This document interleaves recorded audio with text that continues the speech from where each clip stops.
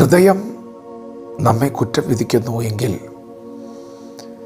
ദൈവം നമ്മുടെ ഹൃദയത്തെക്കാൾ വലിയവനും എല്ലാം അറിയുന്നവനുമെന്ന നമ്മുടെ ഹൃദയത്തെ അവൻ്റെ സന്നിധിയിൽ ഉറപ്പിക്കാം.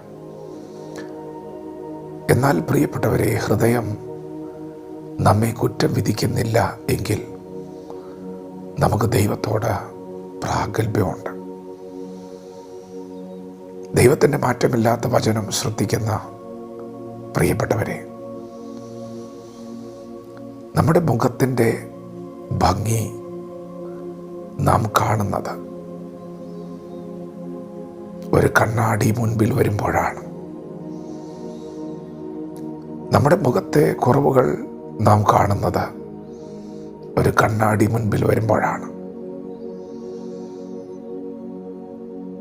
എന്നാൽ നമ്മുടെ ഹൃദയത്തിൻ്റെ ഭംഗി നാം കാണുന്നത്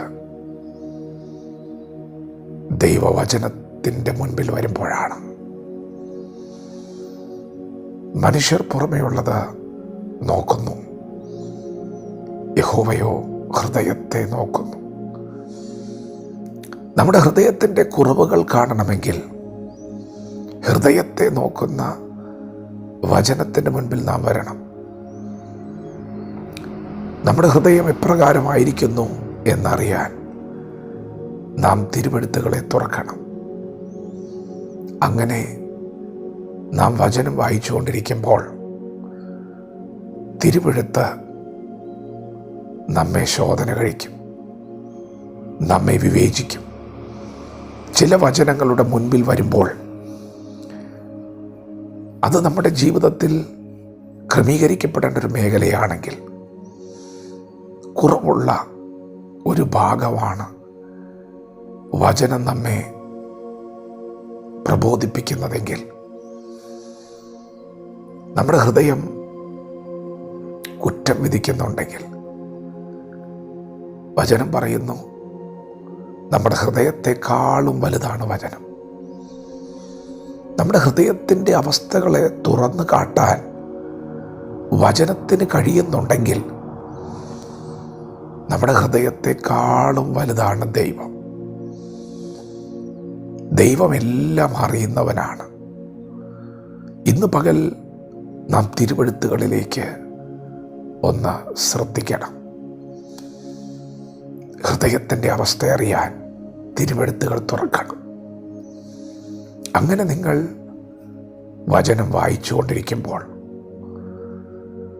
നിങ്ങൾക്ക് ദൈവസന്നിധിയിൽ നിൽക്കാൻ യോഗ്യതയില്ലെങ്കിൽ, കുറ്റം വിധിക്കുന്നുണ്ടെങ്കിൽ,